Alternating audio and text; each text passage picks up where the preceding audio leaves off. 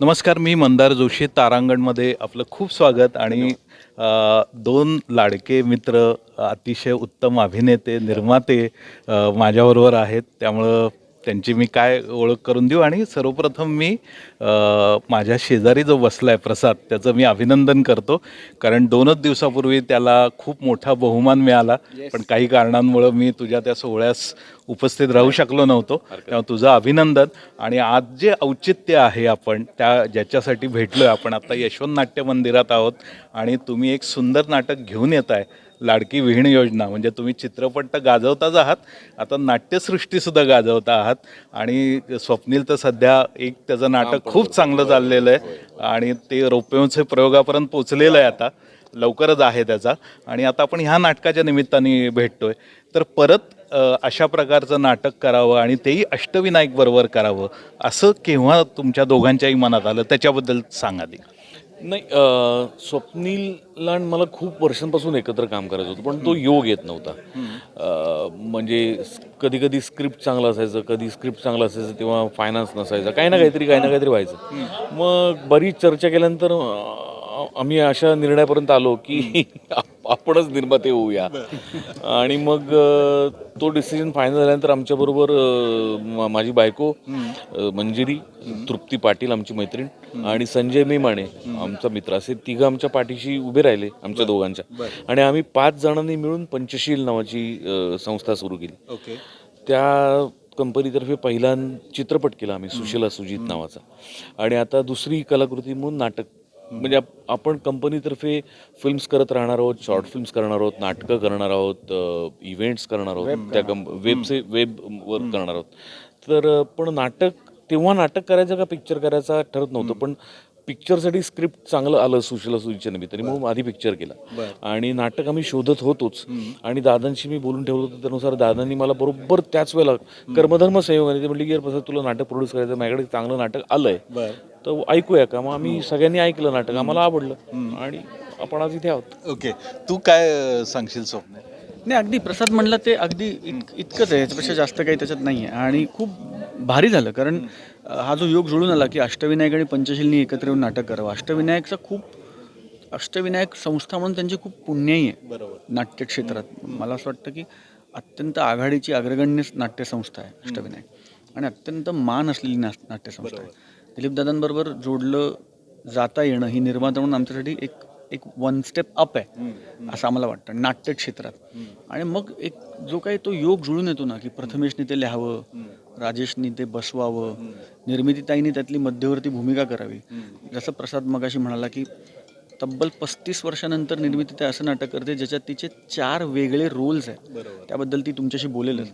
So मला असं वाटलं की निर्माता म्हणून आमच्या सगळ्यांचा प्रयत्न सुशीला सुजितमध्ये होता. आणि आता हे की जस्ट अनदर प्ले किंवा जस्ट अनदर फिल्म करू नये, आपण निर्माता म्हणून काय करतोय, काय वेगळं करतोय. तर आम्हाला असं वाटतं की पंचशील कंपनी म्हणून काहीतरी वेगळं म्हणू पाहणारं नाटक, काहीतरी वेगळं सांगू पाहणारं नाटक आलंय, ज्याचं माध्यम अत्यंत मनोरंजन करणारं असलं तरी त्याच्यातनं एक अत्यंत महत्त्वाचं म्हणणं पोचवलं जाण्याचा प्रयत्न होणार आहे. आणि ते फार भारी वाटलं आम्हाला थॉट म्हणून.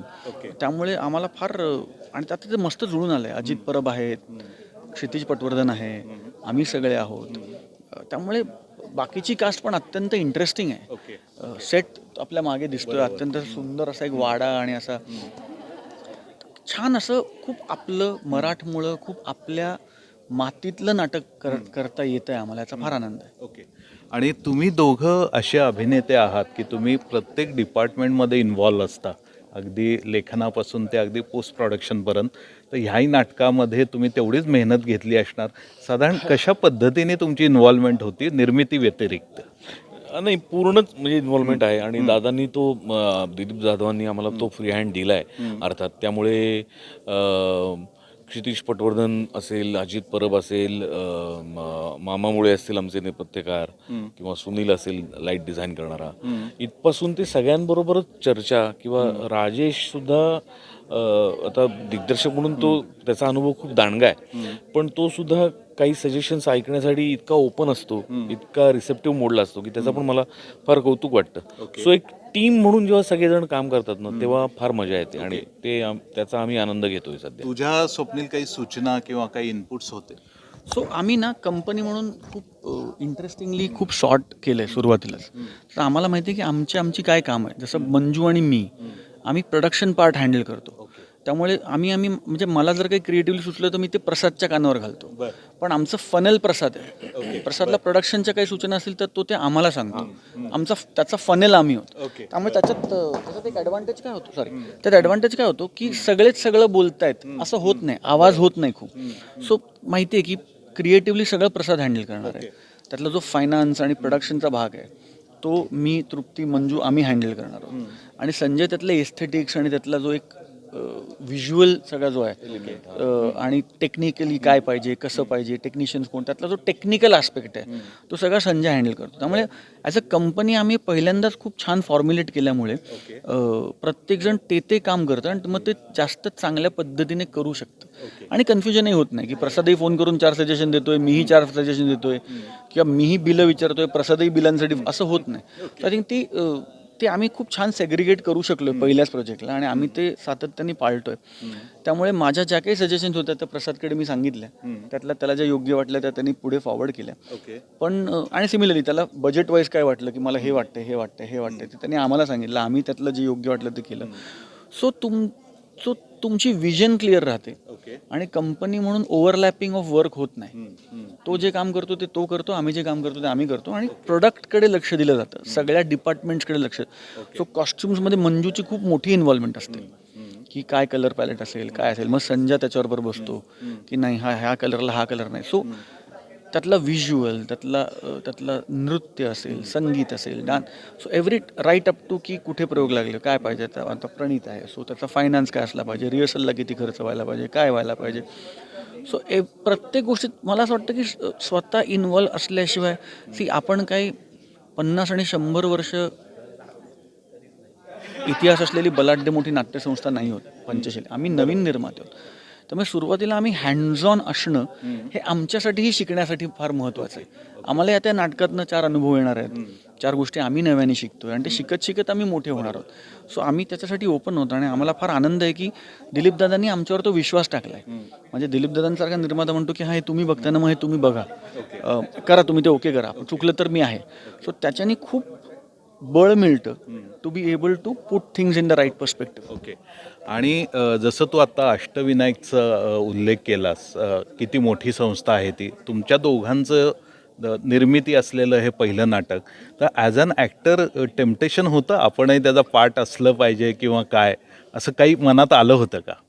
दोघेही बोला त्याच्या. नाटकाची संहिता जर तुम्ही पाहिलीत तर तुमच्या लक्षात येईल की त्याच्यात आमच्यासाठी रोल नाही आहे. एक दुसरं, परत कंपनी म्हणून अत्यंत ठामपणे असं पहिल्यापासून म्हणणं आहे आणि जे अजूनही आणि तुमच्या माध्यमातून मी रसिक की प्रत्येक कलाकृतीमध्ये आम्ही असणार आहोत किंवा आम्ही असू असा अजिबात अट्टहास नाही आहे, कोणाचाच नाही आहे. म्हणजे सुशीला सुजितची गोष्ट प्रसादकडनं आली म्हणून त्यांनी ती डिरेक्ट केली, त्याच्यात हिरो मी दिसलो म्हणून मी काम केलं.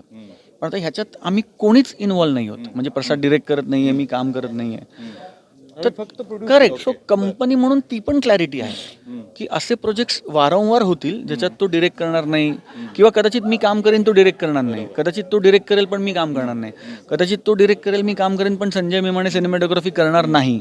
So when you produce you are only producing and the intent is right की प्रोड्युसर म्हणून ते बघतोय. त्यामुळे असा मोह अजिबात झाला नाही. त्यामुळे तो टाळण्याची गरज पडली नाही. तुझा काय याच्यावर टेक? हां, सेम म्हणजे आता आम्ही पुढची जी काही प्रोजेक्ट शोधतोय, वेबसाठी असेल, नाटक असेल, चित्रपट असेल, सो आम्ही ते शोधताना असं ठरवत नाही की स्वप्नीलला मेन रोल घेऊनच शोधूया, प्रसाद मेन रोल करेल तरच शोधूया, असं काही नाही. आधी चांगलं स्क्रिप्ट शोधूया, त्याच्यात आपण बसलो, नाही बसलो तर आपण प्रोड्यूस करायचंच आहे. आता आम्ही एक चित्रपट करतोय ज्याच्यात हा पण काम करत नाहीये, मी पण काम करत नाहीये, तो गजेंद्र अहिरे डिरेक्ट करतोय, त्यात वेगळीच माणसं काम करत आहेत. असंही आम्ही काम करू की आम्ही असलोच पाहिजे असं अट्टाहासाने कंपनी नाही. कंपनी अशासाठी काढली की चांगली प्रोजेक्ट्स करता आली पाहिजेत, त्या निमित्ताने चांगल्या लोकांना संधी देता आली पाहिजे आणि चांगलं काम होत राहिलं पाहिजे. तुम्ही अट्टाहास नाही पण आमच्यासारखे जे प्रेक्षक आहेत त्यांची ही इच्छा आणि मागणी असते की तुम्ही दोघांनी रंगभूमीवर एकत्र दिसलं पाहिजे. तर तो योग कधी येणार आहे, कधी काही बोलणं झालंय का तुमचं? हे बघ, मी तर नाटक शोधतोच आहे. त्याला तो पण नाटक शोधवलं, त्याला चांगलं नाटक मिळालं, त्यांनी ते सुरू पण केलं आणि त्याचे उत्तम प्रयोग होत आहेत. मला अजून चांगलं नाटक मिळत नाहीये एकट्यालाच, दोघांचं लांबच राहिलं. बरोबर. पण आयडिया खूप इंटरेस्टिंग आहे आणि जर असं नाटक मिळालं की जे आम्हाला दोघांना करता येईल तर त्याचा पहिला इंटरव्ह्यू आम्ही तुला देऊ. अगदी क्या बात आहे. आणि मी स्वप्नील, हा मी मुद्दाम प्रश्न का विचारला, साधारण 20-25 वर्षापूर्वी आपल्या मराठी रंगभूमीवरचे जे आताचे स्टार्स आहेत मोठे, म्हणजे प्रशांत दामले असतील किंवा इतरही प्रदीप पटवर्धन जे आता नाही आहेत, विजय चव्हाण, विजय कदम, हे ह्या लोकांनी एकत्र रंगभूमी खूप काळ गाजवलेली आहे. लक्ष्मीकांत बेर्डे, अशोक सराफ. तर तसा योग अलीकडच्या काळात नटांकडून आलेला नाहीये. तर ती कमी काही भरून काढणार आहात? नाही, कारण तसं नाटकही लिहिलं जात नाहीये. जसं टूर सारखं नाटक होतं ज्याच्यात ही सगळी फळी उभी राहील, असं नाटकही येत नाहीये. तसं नाटक आलं किंवा वस्त्रहरण फॉर एक्झाम्पल, तसं नाटकच येत नाहीये. पण तसं नाटक आलं तर नक्कीच एकत्र काम करायला आवडेल, का नाही आवडणार? स्वप्नील, तुझं काय म्हणणं? Absolutely same. म्हणजे नाटक करायला आवडेलच नाही एकत्र, कारण we like each others company. आणि आम्हाला हेही माहिती आहे की ॲक्टर्स म्हणून आम्ही दोघेही अत्यंत व्हॅल्यू ॲड करणारे नट होतो त्या प्रोजेक्टमध्ये. त्यामुळे आम्ही दोघे एकत्र आलो तर खूप धमाल करू, दंगा करू. इनफॅक्ट मला खूप आवडेल जर मला प्रसादबरोबर थिएटरवर कॉमेडी करता आली. कारण प्रसादचं पण सिरियस काम लोकांनी पाहिलं आहे, माझंही थिएटरमध्ये सिरियस काम लोकांनी पाहिलं आहे. पण प्रसादकडे एक अत्यंत वेगळा आणि ब्रिलियंट सेन्स ऑफ ह्युमर आहे, जो आपल्याला दिसतो अनेक ठिकाणी, हा क्षेत्र असेल किंवा अदरवाईज इव्हन त्याच्या जजिंगमध्ये तो दिसतो. आणि मला असं वाटतं की माझ्याकडेही बरा कॉमेडी सेन्स आहे. सो आम्हाला जर दोघांना एखादं कॉमेडी नाटक करत आलं तर आम्ही धुमाकूळ घालू असं मला वाटतंय. त्यामुळे चांगले लेखक ऐकत असतील तर हां. आणि पंचशील आणि अष्टविनायक आहेतच. म्हणजे दादांना आम्ही पुन्हा विनंती करू शकतो की आपण अजून एक नाटक करूया. त्यामुळे प्रोड्यूस करण्याची काळजी नसावी. बरोबर. एक शेवटचाच प्रश्न घेतो आणि थांबतो. पहिलंच पदार्पण आहे तुमचं निर्मितीमधलं. आजपर्यंत अनेक नाट्यसंस्थांनी खूप चांगलं काम केलं आहे. तर तुम्ही स्वतः काय गोल ठेवलेत की कशा प्रकारे तुमची संस्था तुम्हाला ग्रो करायची आहे, काय पद्धतीची नाटकं करायची आहेत आणि ती पोचवायची आहेत कशी? कारण आत्ता जर तुम्ही बघताय तर बहुतेक नाटकं मुंबई, पुणे, नागपूर आणि प्रशांत दामले खूप प्रमाणात इंटिरियरमध्ये गेलेत. तुमच्या दोघांचा मोटो काय असणार आहे तुमच्या निर्मिती संस्थेचा? नाही, सुरुवातीला मी म्हणालो तसंच की फक्त चित्रपट करायचं आहे असं नव्हतंच, नाटक करायचंच होतं. तर पहिला चित्रपट केला, आता नाटक केलं. वेबसाठी पण शोधाशोध चालू आहे, इव्हेंट्सचं प्लॅनिंग आहे. जे वर्क होईल ते करत राहणार. आणि मला असं वाटतं की सगळंच वर्क होईल हळूहळू देवाच्या दयेने, प्रेक्षकांच्या आशीर्वादाने. पण नाटक तर करत राहूच आणि वेगवेगळी नाटकं शोधतोय. काही वेगळे प्लॅन्स पण आहेत, पण त्याच्यासाठी एक वेगळी प्रेस कॉन्फरन्स घेऊन आपण भेटू. ॲब्सल्युटली. प्रसाद म्हणाला त्याला मम. आणि वेगवेगळ्या गोष्टी होत राहतील, वेगवेगळ्या गोष्टी करत राहू. निर्मिती संस्था म्हणून चांगल्या कलाकृती बनवत राहणं, लोकांना संधी देत राहणं, स्वतः चांगल्या संधी शोधत राहणं आणि ह्याचा एक चांगला मेळ बसवत राहणं, हा प्रयत्न राहणार आहे. खूप छान. मला वाटतं की तुमच्या रूपाने खूप चांगले निर्माते पुन्हा एकदा आपल्या रंगभूमीवर आलेत आणि तुम्ही अष्टविनायकच्या अनुभवाचा फायदा घेऊन नक्की चांगल्या कलाकृती कराल अशी मी अपेक्षा करतो. आणि तुमच्या या नाट्यप्रवासाला तारांगणतर्फे आणि वैयक्तिक माझ्यातर्फे खूप खूप शुभेच्छा देतो. पुन्हा एखाद्या नवीन अचिव्हमेंटसाठी आपण लवकरच भेटू नक्की बनणार आणि बोलू. धन्यवाद. थँक्यू.